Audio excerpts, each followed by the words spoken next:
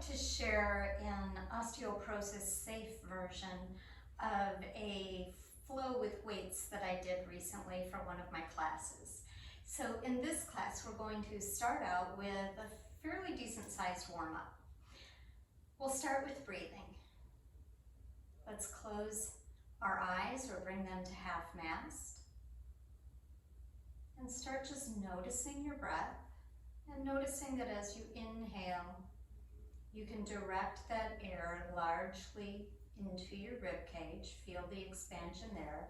And as you exhale, you can feel your breath traveling up and out your body. So you imagine at the inhale, your breathing diaphragm drops down, and then your pelvic diaphragm drops down. And we'll focus there. As you exhale, the pelvic diaphragm comes up, and so does the breathing diaphragm. So we're inhaling and feeling as our body takes in the air. We have to make space, and so the breathing diaphragm drops, and then with it, the pelvic diaphragm. On an exhale, pelvic diaphragm followed by breathing diaphragm, and the air comes out. We inhale, we bring in the air, the diaphragms drop. We exhale, we expel the air, the diaphragms go up. And even if you can't feel it in your body, imagine that if you look at me, it almost looks like two jellyfish. They drop and they ascend together. They drop as you take in the air, and they go back up as you expel the air.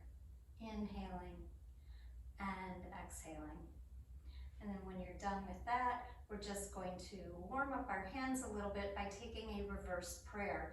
So your fingernails touch each other. Maybe you can get your thumbs to touch each other and just see where you are. And even that, if it's here, let's just attempt to bring our elbows down towards the ground. Fingertips facing up. Now I'm going to get the backs of my hands as close together as I can, and then after that, see about possibly drawing these touching hands further down my chest. And it's wherever it goes for you. Just play with it and see what kind of sensations come up in your forearms. If there's a lot of tightness, you'll feel it all the way up towards the elbow.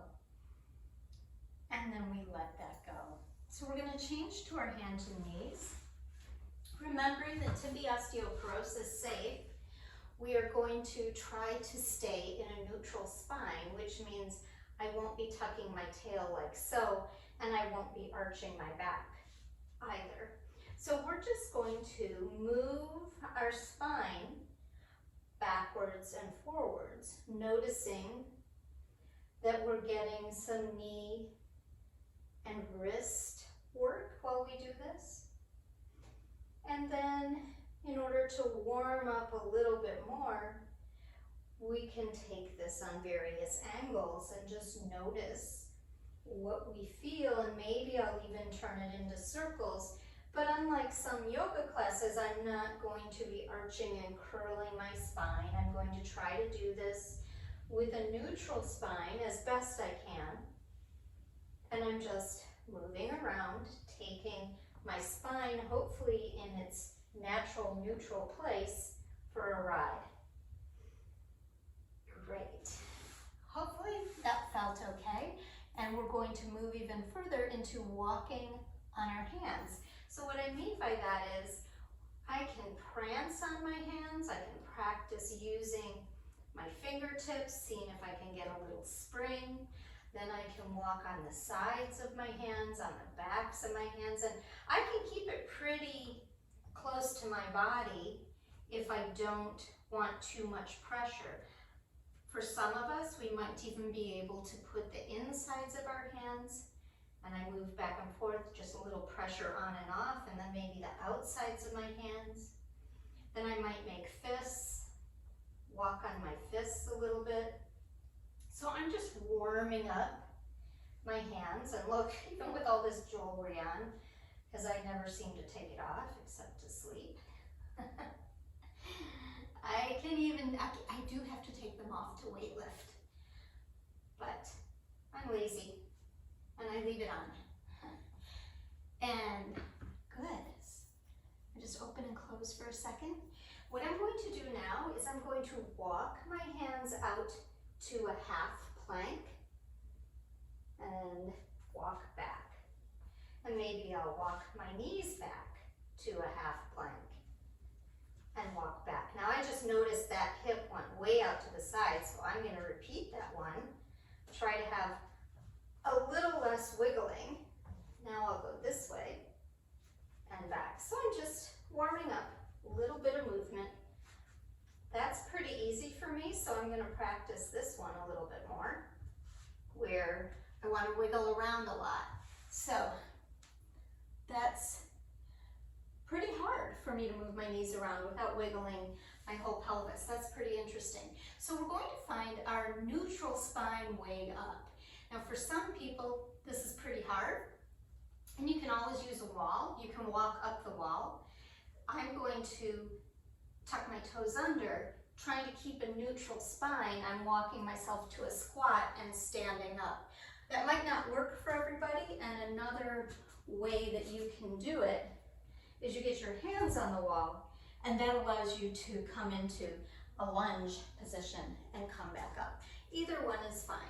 So what we're going to do is take our two little weights, and we're going to do a gentle side stretch. And we can do this. We don't like to do heavily loaded or pretty much any loaded spinal flexion, but a teeny bit of side bending is really, for most people, okay. Now, if you've got very low bone density in your spine, I always suggest you talk to your doctor before doing this. Otherwise, with me, we're going to come down on one side. The other side, we're going to think about inhaling and really expanding our ribs like an accordion. And then exhaling, drawing a marble up from our pubic bone, up and behind our belly button. We use that core move to come back up. And we go down the other side. I expand into my rib cage. And on my exhale, I use my core and my exhale to come back up. One more on this side. Inhaling, expanding the rib cage. Exhaling, a marble traveling up and behind.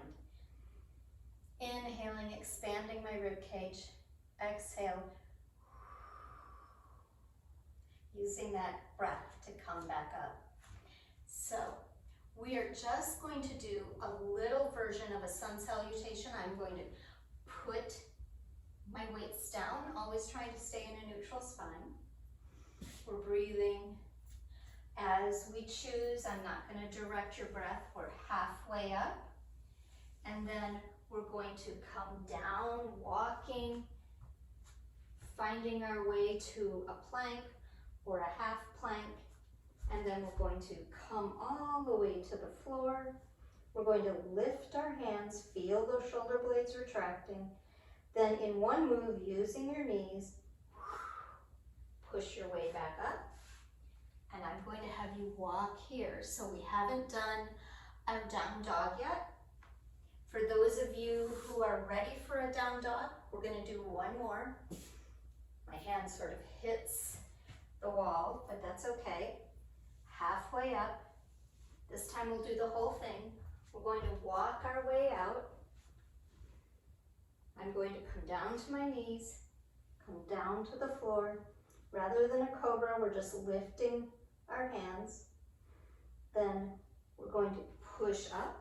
And now we'll go into down dog, and what I'd like to remind you is my cue of elbows wide, externally rotate and bring those elbow pits forward. Now we're in a good position for our down dog. We bring ourselves just to the place where our shoulders are happy and we don't feel tension. And then I start to open up the back of my knees. And I'm not trying to I'm trying to keep my rib cage in my body. So I'm not here, I'm here. Not tucking my tail though. Good, and just feel how that feels in your arms and in your shoulders, because we're going to use those weights and do some work, and then we'll see afterwards how that all feels. So I'm coming up to stand. And we're just going to do some heel raises. And this is one of my favorite things for bone building for osteoporosis. And of course, we start to do it with heavier weight as we can tolerate it. First, we have to see if we can tolerate it with a little 2-pound weight. It's called a heel drop. So sometimes you think about calf heel raises. I'll show you from the side. We're trying to go as much up as we can and not a lot forward. We have to go forward a little bit because we're coming to the front of our foot. And then we turn that into a heel drop, which looks like that. So I am dropping onto the ground with some force. The generated force helps build bone. And we want strong ankles and strong legs. Good. So we're going to do a hip hinge, remembering sliding your bottom on a wall as a good way to see if you're actually hip hinging. So if you need to go stop the video and go to that, feel at home to just stop it and go practice your hip hinge first. So we've got our weights. We're going to start our hip hinge, so your pubic bone is going between your legs, and I'm just going to let my hands hang out here as they travel down. And in this first one, I may not get very far, and that's fine. I can have a little softness in my knees too. I'm going to draw the weights towards my body. Notice what I feel in my armpits and hopefully not my neck. Then using my exhale, pushing through my heels and standing back up. We'll do 5 more of these. I'm letting the weights help me hinge down. I'm not curling my back. I'm drawing the weights towards my body, actually feeling as if I could turn a doorknob with my handles. But I'm going to keep my weights steady. And then flicking my heels behind me to get my hamstrings a little more awake, really feeling that as I come back up in one move. My hamstrings are now a little bit more alive. So this is our 3rd time down. We just let those weights take us down. I draw them closer to my body. I might even feel like I'm grabbing a clutch purse with my armpits, feeling my hamstrings on the back of my leg, maybe moving like I'm going to flick my heels behind me, and then pushing through my heels, using my bottom to squeeze and bring me back up. Inhaling down, getting ready, bringing the weights closer to my body, activating the backs of my legs and pushing myself back up through my heels. So yes, I'm pulling my body up, but it's as if I'm pushing down to come up. And again, going down, activating my armpits, drawing my weights towards my body and feeling my big back muscles turn on. Getting ready to come up and pushing through my heels to come on up. And last one, hinging over, drawing my arms towards me, coming back up. Great job, everybody. That's awesome. We really got our hamstrings going. And I know you're not going to be able to see my weight as it goes up. We're going to do an overhead press. But I want to assure you I'm getting the number of my little weight facing the camera.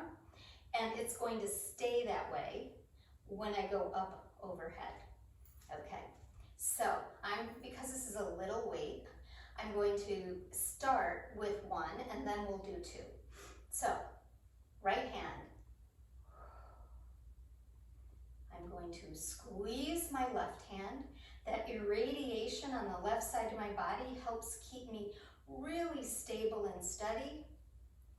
4, I'm going to turn sideways just so you can see. 5, I'm trying to go straight up. 6, but if that's too much tension, then go a little bit in front of you. And then we'll do the other side. 1, and we're trying to go straight up, but if that draws your shoulder up like an earring or creates neck tension, then let's bring the weight a little bit in front of you. Squeezing your right hand, that helps keep you steady all over. And one last one. Awesome. Now we'll do a hip hinge with a row. So you've already got your hip hinge down. We'll just have a little bit of a soft knee. I hip hinge over. Now I can work right from here, Or if I'm really interested in a little more work in my bottom, I might bend my knees a little and get a little squat into my hip hinge. So keeping my chin in so that my neck is long, I'm going to row one hand at a time. So I'll put my left hand near my left knee. I'm not slumping over into it though. I'm going to draw my right shoulder blade back, and then my arm brings the weight up. So I draw the shoulder blade first, and then the arm, and I go down. Now I'm going to show you the tempo. I'm going to go fast up and really slow down. Fast up and really slow down. So in this fast up speed, it might be hard for you to see that I start with the shoulder blade first.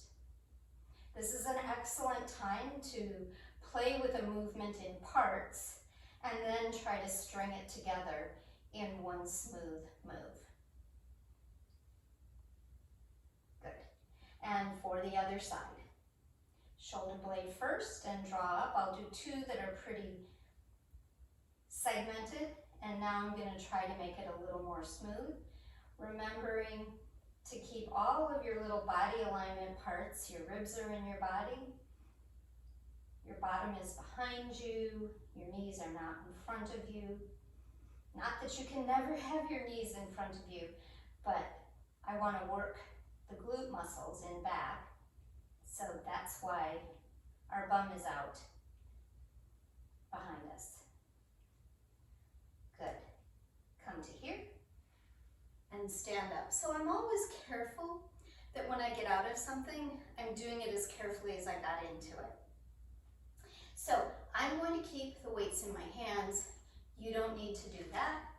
We're just going to come up and around and down, halfway up, back down, and then all the way up. And I have to adjust my hands a little bit because of my wall. So we're going to do single leg deadlifts, which is similar to a single leg squat. I'm going to take my left foot behind me, and I've just got a little kickstand here, and I'm going to remember everything that I've learned about what a single leg deadlift looks like. It's a hip hinge, but now we've got one leg behind us. So I want to think that I might have a big, long, continuous iron pole on my back, and that when I get down here, I'm pushing up into that pole, almost like I'm getting energy to get taller in my standing leg, and maybe I'll float my back leg. And I've got these weights just hanging out here, creating some interesting variety. Put my toe down and come all the way up, take a rest, come back onto that leg, and let's think a little more about this standing leg and just injecting a poof of air right there where the leg bone hits the hip. So I'm really nice and tall. I'm pressing up against an iron pole, trying not to let it push me over. Woo. I'm not doing a big, huge hip hinge, just whatever I've got in me on this day, and coming back up. The other thing I noticed is my hips are not like two laser beams facing the floor. I don't worry about that. I'm worrying about the balance on the standing leg. Whatever happens in your hips right now is fine. Doesn't matter. So I'm letting the weights be a little interesting piece of ballast. Pushing up into that pole. Woo! Now watch that. That makes it harder to balance. So coming off your balance is a learning experience. Nothing wrong with it. We're not expected to be rock steady. The whole idea of balancing is learning to deal with what we call perturbations, which is sort of like walking over a rock when you're walking out on the beach or something. So we're going to switch to the other side. Left foot is grounded on the ground. I take my little hip hinge, my knee is soft, arms are straight, going to push up into a pole. So rather than sinking down, I'm pushing up into this heavy pole, And then finding some balance and letting my right leg go, not worrying about these hips. Using my breath, that exhale, to help me with my core stabilization. And you can hold on to a wall while doing this. You don't have to have the weights in your hand.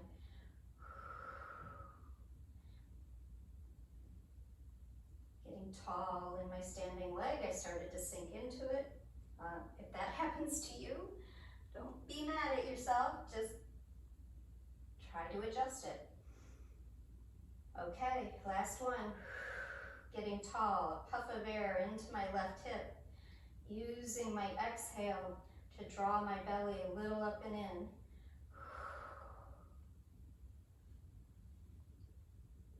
And then coming back down, and let's march that out. Just shake your legs, march it out a little bit. And we are going to move to our triangle pose. So I'm going to use only one weight, and some people would like to switch to their five-pound weight for this, which is totally fine. But because of some things we're going to do as we continue forward, I'm going to stick with my 2-pound weight. So to look at my triangle, I'm going to take what is my right foot and point it to the long end of the mat.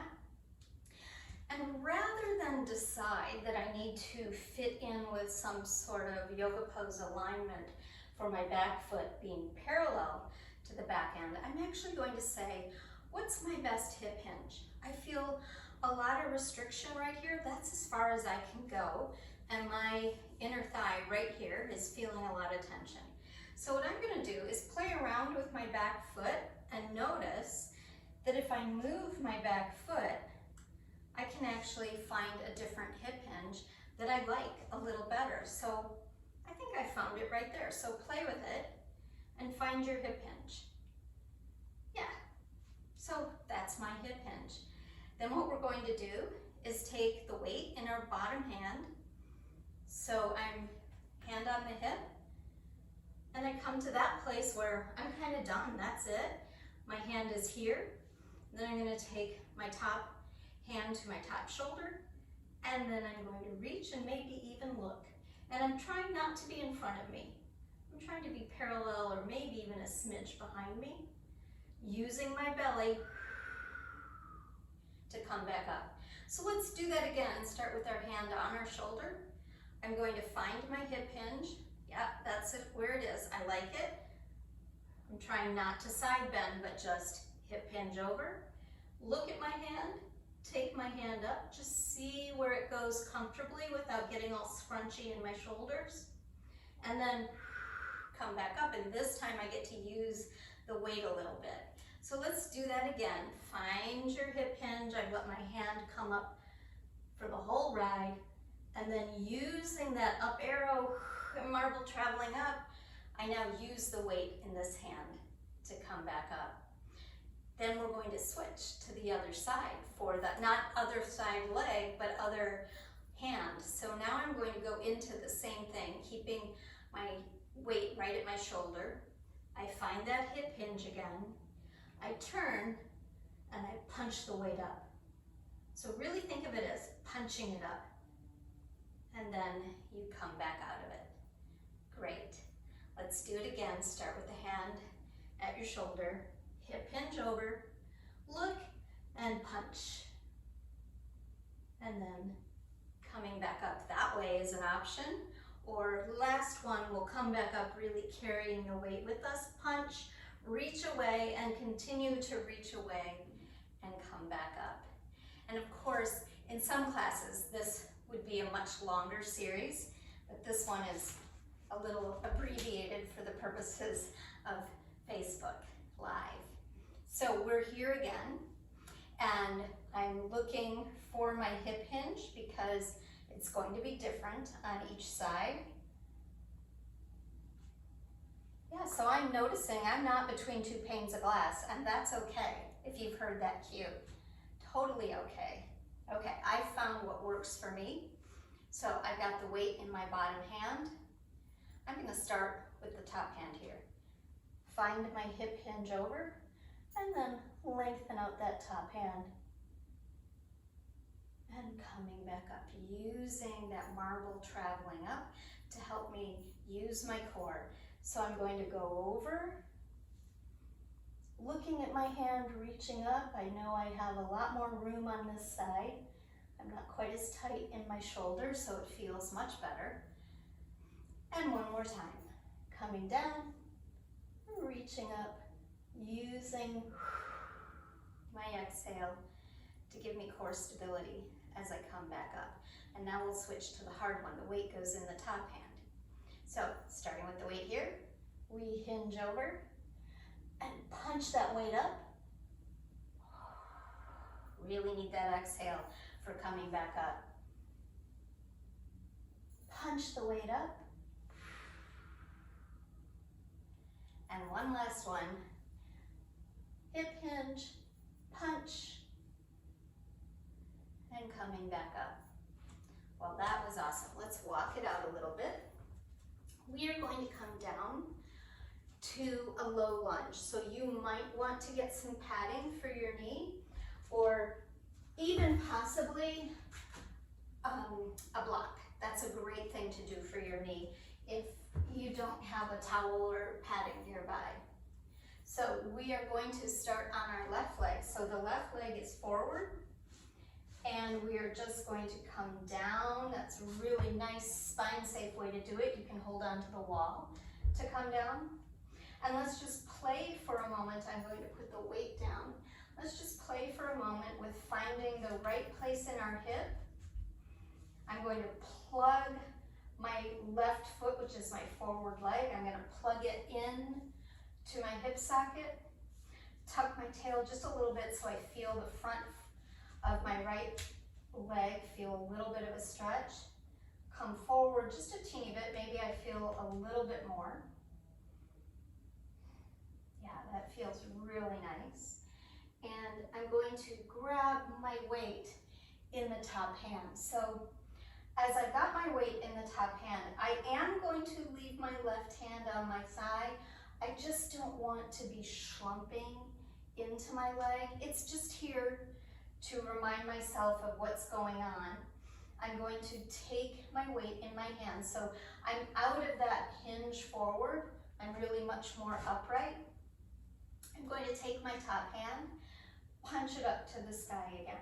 And if I'm comfortable, I'm going to take little circles right here. 3, 4, 5, 6, 7, 8, and you don't have to have the weight in your hand. 3, 4, 5, 6, 7, 8, and coming back down. That's awesome. Now let's switch to the other side. So I'm going to put my weight down.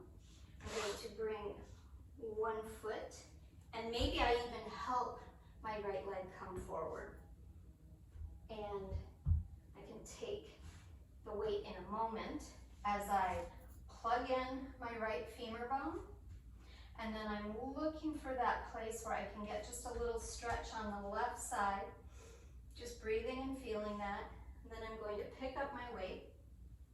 I'm going to punch my hand up overhead. And I'm going to circle. 1, 2, keeping my ribs in my body. 4, 5, 6, 7, 8, and reverse. 1, 2, 3, 4, 5, 6, 7, 8. And I'll put that back down. Let's put both of our hands down and come back rather than a child's pose in order to just have a really nice, safe spine moment. I'm going to work out my hands, flick my wrists, doing it here, and you can be seated on a bench. Doesn't matter. Good. Great.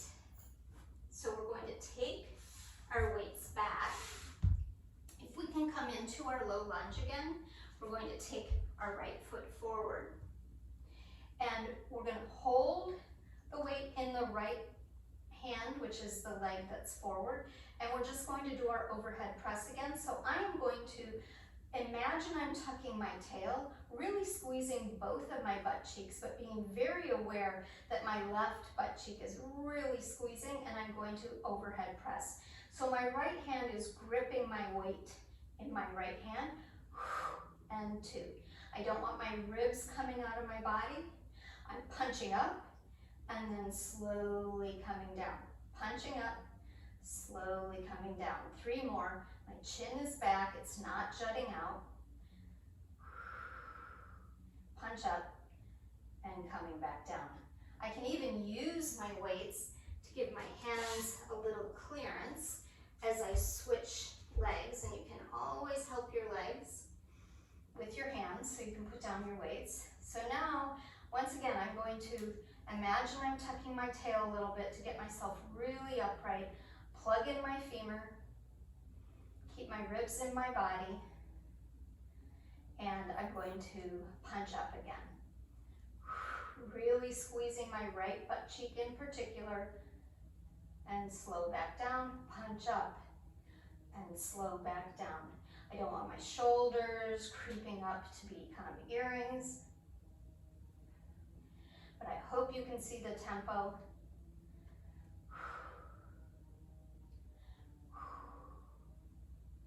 And last one. And I'm going to put my weights down for a second and untuck my toes and come back up. I'm going to grab my weights as I'm coming up. So we're going to do a goblet squat, and this could happen with a much heavier weight. I'm going to hold both weights, and what I really encourage you to do is find your own squatting distance. So you could be here to do your squat, you could be way out here. I like a nice and wide goblet squat, but I do force myself to change it up, and sometimes is wider than others. We want to work the muscles in all the angles. So our goblet squat, we're keeping our hands close, our knees travel out, our bum goes back, and we come back up. So if I show you from the side, I'm not tucking my tail and going down like so. I really want to work my bum, so that means I need to send my bum back and come back up. Notice that we're keeping a neutral spine, and now I'm going to make sure even my head is in neutral. I'm pushing through my heels, but I'm not lifting my toes. My whole foot still stays on the floor.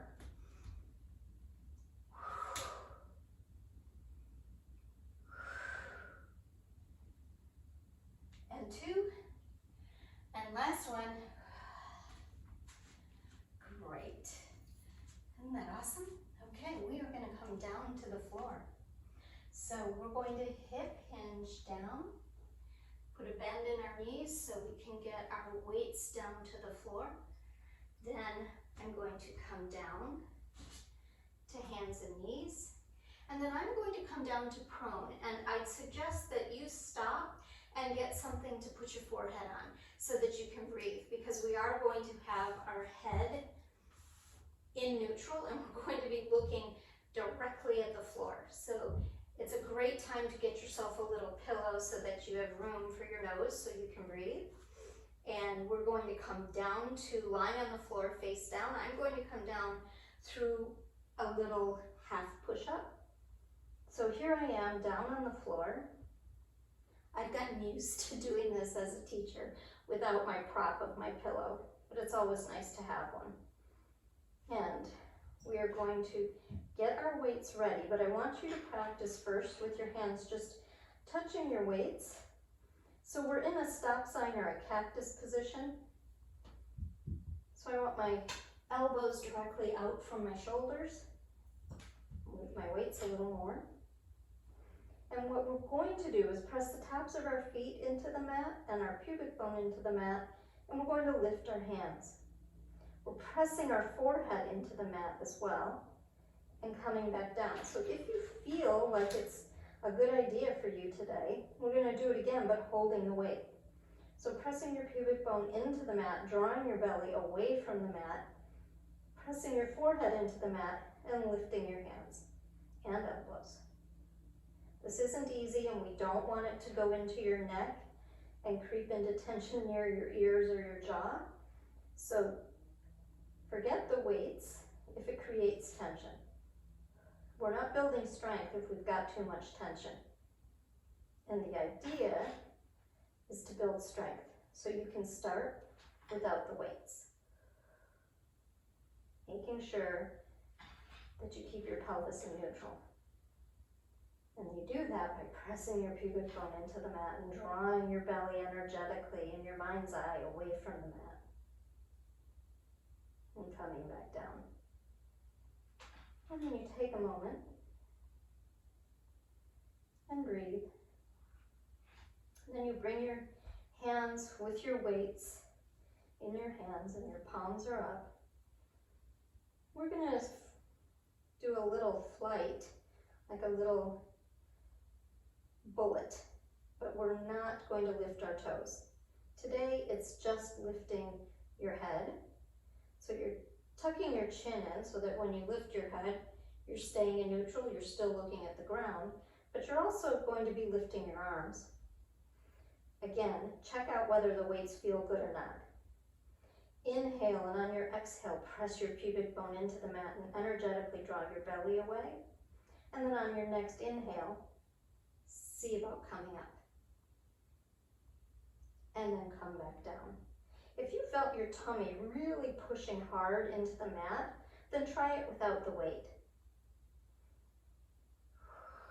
We want to keep that exhale going and pulling our belly away from the mat. So sometimes, rather than inhaling to come up, it's really good to exhale to come up because it helps you with your core. So try it with the exhale to come up and see if that helps you to not bulge right into the floor with your belly. Because if you're bulging with your belly into the floor, it means you're pressing into your pelvic floor as well, and we don't want that. One last one. Nice and long, long, long. And then coming back down. And you'll notice I don't go up very high. I've got weights in my hands. I don't want to go up super high. So I am going to turn to my side and then come over on my back. Again, this is a nice place to have something under your head so that your ribs can stay in neutral. So even if I just turn my mat a teeny bit, and give myself a teeny bit of padding, it really helps me attempt to get my ribs in neutral. We're going to hold on to our weights again, and we're going to do our cactus arms again. So I can feel that my ribs really want to come out of my body. So getting myself to relax and allow my ribs to float towards the mat without tucking my tail is quite a trick. So I'm just going to give myself a moment to try to relax my ribs into my body. And maybe that means my elbows are down lower.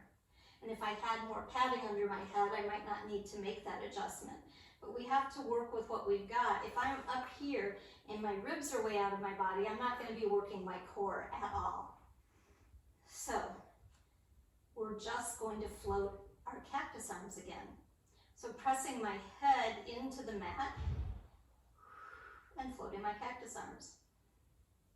And it's totally okay that my elbows are below my shoulders today, because it's what I need to do to stay in neutral. And you can come down and breathe and reset and float again. And come down and breathe and reset. And we're just going to lift one more time.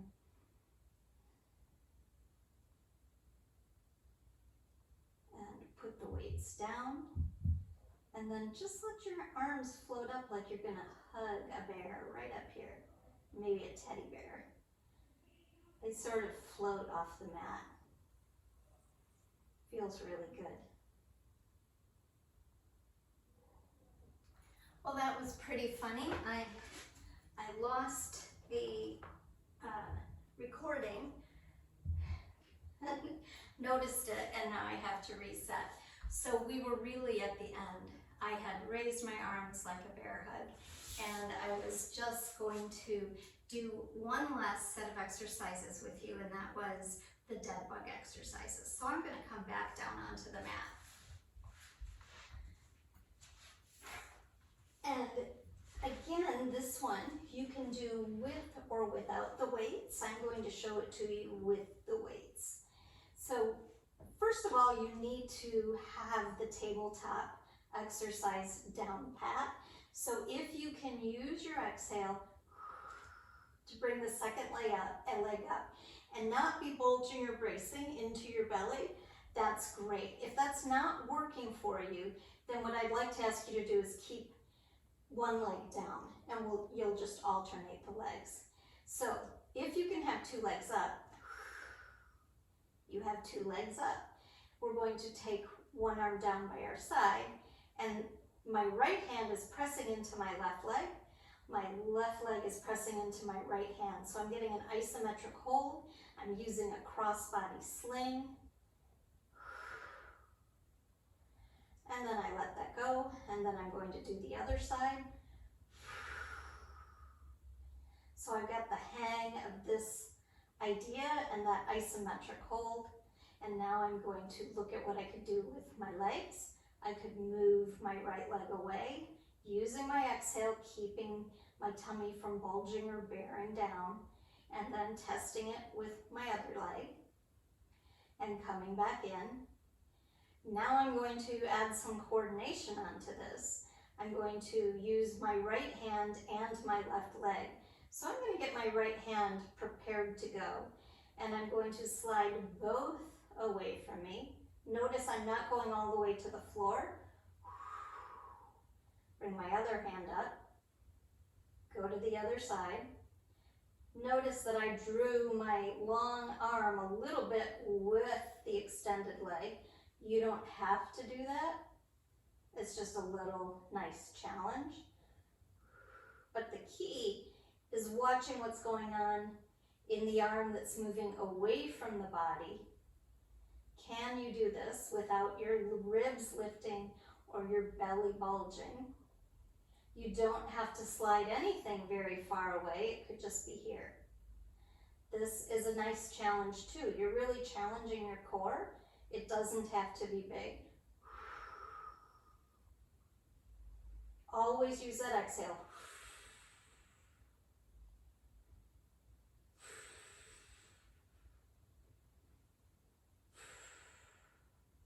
One last one on the left side. And coming back down. I'm going to take my weights and hold them right at my hip crease as we are going to bridge. So it's a neutral bridge, not a yoga bridge. We're just lifting our hips like we want to push this weight up and open up the pants crease. And then I come back down. So I'm not going that far.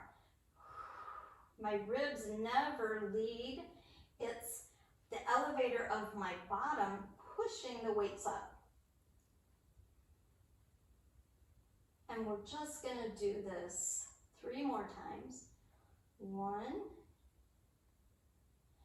2, and on the third one we're going to hold, hold. And now we'll pulse. 1, 2, 3, 4, 5, 6, 7, 8. Hold and come back down. We are going to do one last thing. This would be a perfect place to stop and have a Shavasana. But because this is all about using strength and range of motion to help us find more ease in our shoulders, I'm going to ask you to do a little down dog with me again and see how it feels. So to prepare for that down dog, let's take our elbows wide. Imagine my elbows have ice cream scoops on them. I scoop them around and bring my elbow pits forward. I now have externally rotated shoulders. I'm going to come up on my toes. I'm going to walk my feet back to a plank. You don't have to do it this way.